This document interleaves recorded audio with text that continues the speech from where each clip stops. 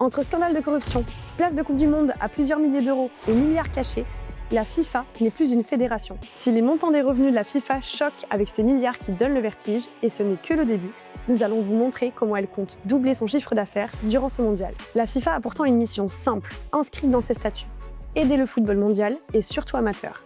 Mais regardez les chiffres, avec plus de 4 milliards de dollars de réserves et des fédérations nationales qui ne tiennent financièrement que grâce à ces aides, le rapport de force s'est inversé. C'est une organisation à but non lucratif qui génère des revenus monumentaux et qui déploie régulièrement de nouveaux moyens de générer des profits. La Coupe du Monde des clubs, par exemple, personne n'en veut. Ni les joueurs, ni les clubs, ni le public. Selon un sondage Winamax et RTL, 58% des Français estiment que c'est une mauvaise idée.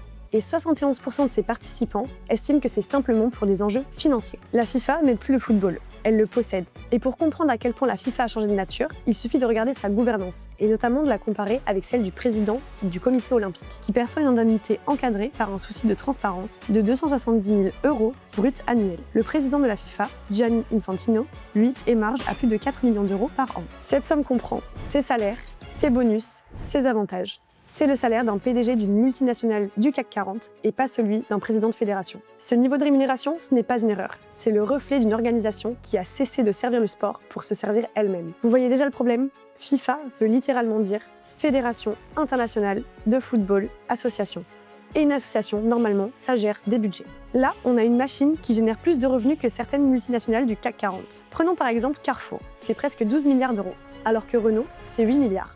Il y a un décalage total entre leur statut juridique et la réalité de leur puissance financière. Pendant longtemps, le système reposait sur des méthodes assez archaïques. Mais un scandale a éclaté en 2015. Sous Sepp Blatter, la corruption était directe. On achetait des voix, littéralement, on s'échangeait des mallettes de billets. Mais quand le FIFA Gate a explosé en 2015, tout le système s'est retrouvé au bord de l'effondrement.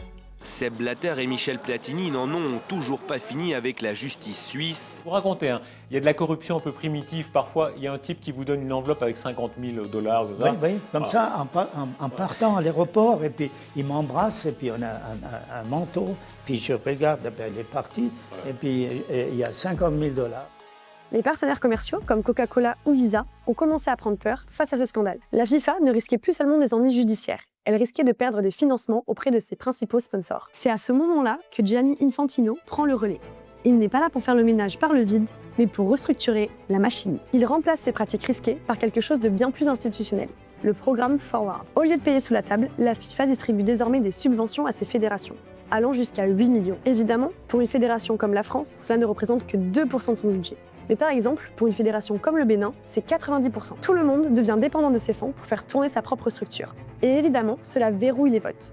Mais c'est brillant parce que juridiquement, cela devient intouchable. Le système électoral de la FIFA est une merveille politique. En donnant le même droit de vote à un micro-État qu'à une puissance comme la France, la FIFA contrôle financièrement son électorat. Quand vous êtes le principal financeur de 150 des plus petites fédérations du monde, vous n'avez pas besoin de faire campagne. Vous avez simplement besoin de maintenir les virements. Mais le vrai virage aux États-Unis, c'est le nouveau format de pause, qui ressemble étrangement à ceux de la NBA ou du Super Bowl.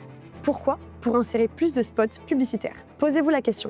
Quand vous avez une pause imposée dans un match, instinctivement, qu'est-ce que vous faites ? Vous vous levez, vous allez boire une boisson, vous regardez votre téléphone. Finalement, vous êtes disponible pour consommer. Et cette machine est encore mieux huilée qu'au Qatar, avec une prévision de 11 milliards de recettes pour ce mondial, soit 56% de plus. La cerise sur le gâteau, la FIFA ne compte en redistribuer qu'un quart. Nous concernant, avant, les billets de Coupe du Monde fonctionnaient comme pour les concerts, sur la base d'une tarification fixe. Désormais, la FIFA utilise un système d'offre et de demande avec une tarification dynamique. Les prix s'ajustent en temps réel selon la demande et les affiches, poussant les tarifs vers des sommets inédits, atteignant 17 199 € la place pour un match de poule, du jamais vu. Et si on parle simplement de l'entrée dans le stade, au Qatar, les prix allaient de 350 à 400 €.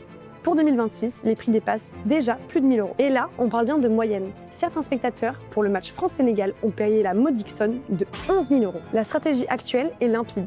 Créer de nouvelles compétitions pour combler les trous. Coupe intercontinentale, Coupe du monde de futsal, Coupe du monde de beach soccer, Coupe du monde U20 et U17, FIFA Series, autant de nouvelles compétitions qui permettent à la FIFA d'être présente sur le calendrier pour générer des revenus en continu. Mais en plus de ça, il y a d'autres compétitions à prendre en compte. L'Euro, la Copa América ou encore la CAN cet hiver. Pour comprendre là où je veux en venir, on va prendre un exemple concret. Le PSG, qui a gagné la Ligue des Champions, qui a enchaîné tout de suite par la Coupe du monde des clubs, puis retour au championnat sans pouvoir prendre de pause. Résultat, beaucoup de joueurs blessés et un spectacle moins impressionnant. La question qu'il faut vous poser, c'est qui y gagne vraiment à multiplier les matchs ? Vous Non. Les sponsors déjà. Et également la FIFA.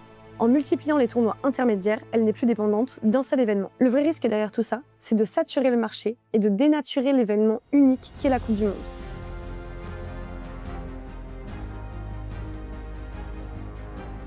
Mais le football mondial, ce n'est plus seulement du sport, c'est aussi de la géopolitique de haut niveau. Dans le cadre de l'organisation d'une Coupe du Monde, la FIFA exige que tous les participants, les arbitres, les officiels, les membres des délégations, puissent accéder au territoire sans entrave. Prenons donc l'exemple de l'arbitre somalien Omar Artan. Il avait été sélectionné par la FIFA pour officier lors de ce mondial. Il a pourtant été refoulé à l'aéroport par les services d'immigration américains malgré son passeport diplomatique et son visa valide. Il a dû repartir, manquant ainsi l'opportunité de sa carrière. Ce n'est pas un cas isolé. L'équipe iranienne a elle aussi subi de plein fouet ces blocages. Plusieurs membres clés de son encadrement administratif se sont vus refuser l'entrée sur le territoire américain, forçant la sélection à délocaliser sa base d'entraînement au Mexique pour espérer pouvoir fonctionner normalement. Ces incidents relèvent d'une fracture profonde. Quand la FIFA sacrifie l'un des meilleurs arbitres africains et l'encadrement d'une équipe nationale sur l'autel de la politique migratoire américaine, quelques mois seulement après avoir offert le prix de la paix à Donald Trump, elle cesse d'être une organisation sportive totalement neutre. En plaçant 2026 sous le sceau de l'expansion américaine, la FIFA s'est assurée une protection politique. Infantino et les États-Unis parlent le même langage, celui de la puissance et du profit. De l'autre côté, les fédérations et les clubs ont l'impression de travailler sur un terrain qu'ils n'ont pas choisi et dont ils ne touchent qu'une infime partie des profits. Mais pourquoi aucune fédération ne dit stop? Parce que sortir du système, c'est un suicide sportif immédiat. Si la France quittait la FIFA demain, elle n'est plus une fédération, elle devient un club privé.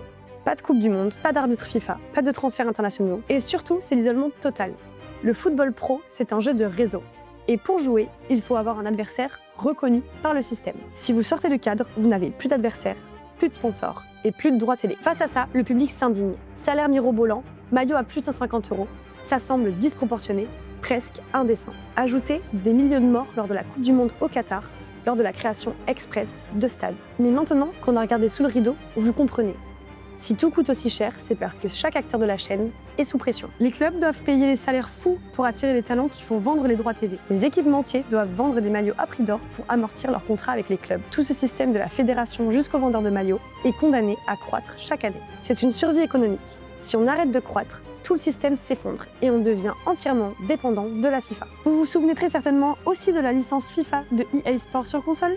Vous savez pourquoi elle se transformait en FC? Tout simplement parce qu'à la fin du contrat entre les deux, la FIFA a été trop gourmande et EA a préféré se passer du nom. À votre avis, est-ce que cette quête de profit permanent finit par dénaturer ce qui nous fait aimer le football? Ou est-ce que la passion reste plus forte que l'argent? Discutons-en en commentaire. N'oubliez pas de vous abonner. Merci d'avoir regardé cette vidéo en entier. Et surtout, n'oubliez pas, faites respirer votre patrimoine.